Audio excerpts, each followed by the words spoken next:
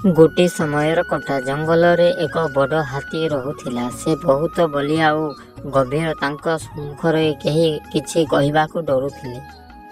ଏହି ଜଙ୍ଗଲରେ ଏକ ଛୋଟ ବିଲୁଆ ମଧ୍ୟ ରହୁଥିଲା। ବିଲୁଆ ବହୁତ ଚାଲାକ ଓ ଦୁଷ୍ଟ।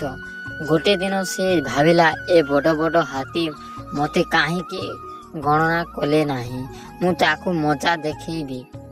ତାପରେ ବିଲୁଆ ହାତୀର ପଛଟିକୁ ଆସି ତାର ପଛରୁ ହାଲୁକାରେ ନଙ୍ଗରେ କରିଥିଲା। ହାତୀ ଆଶ୍ଚର୍ଯ୍ୟ ହେଲା। ଏହା କ'ଣ ହେଲା ବୋଲି ଉଠିଲା। ଦେଖିଲା ସେ ଛୋଟ ବିଲୁଆକୁ ଦେଖିଲା।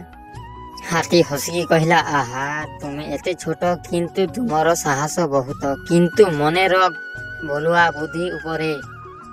ସେହିଦିନ ଠାରୁ ହାତୀ ଓ ବିଲୁଆ ଜଙ୍ଗଲରେ ସାଙ୍ଗେ ସାଙ୍ଗେ ଘୂରି ଆନନ୍ଦରେ ରହୁଥିଲେ। ଏହି ଗପଠୁ କ'ଣ ଶିଖିଲ ପିଲାମାନେ? ବଳ, ବୁଦ୍ଧି ଓ ସଂଗାତ ତିନୋଟି ଥିଲେ ଜୀବନ ସୁନ୍ଦର ହୁଏ। ଏ କଥାଟା ବହୁତ ଦିନ ପୁରୁଣା। ଜଙ୍ଗଲରେ ଗୋଟେ ବଡ଼ ଶକ୍ତିଶାଳୀ ହାତୀ ରହୁଥିଲା। ସେ ଖୁବ୍ ଶାନ୍ତ, କାହାକୁ କିଛି କ୍ଷତି କରୁନଥିଲା। କିନ୍ତୁ ଏହି ଜଙ୍ଗଲର ରାଜା ସିଂହ ସଦା ଗର୍ବରେ ରହୁଥିଲା, ମୁଁ ସବୁଠୁ ଶକ୍ତିଶାଳୀ। ଦିନେ ସିଂହ ଜଳପାନ କରିବାକୁ ନଦୀ କୂଳକୁ ଗଲା। ସେଠାରେ ହାତୀ ମଧ୍ୟ ପାଣି ପିଇବାକୁ ଆସିଥିଲା। ସିଂହ କହିଲା, ହେ ହାତୀ, ଏହା ମୋର ପାଣି ପିଇବା ଜାଗା। ତୁମେ ଆଉ କେଉଁଠିକୁ ଯାଅ?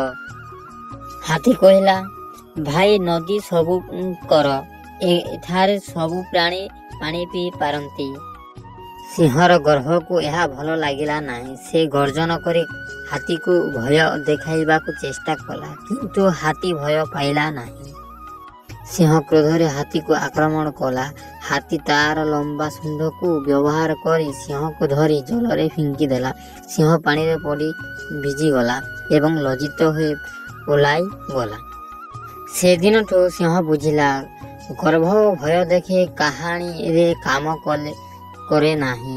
ସବୁଠୁ ସମ୍ମାନ କରିବା ଦରକାର। ଏହି ଗପଠୁ କ'ଣ ଶିଖିଲା ପିଲାମାନେ?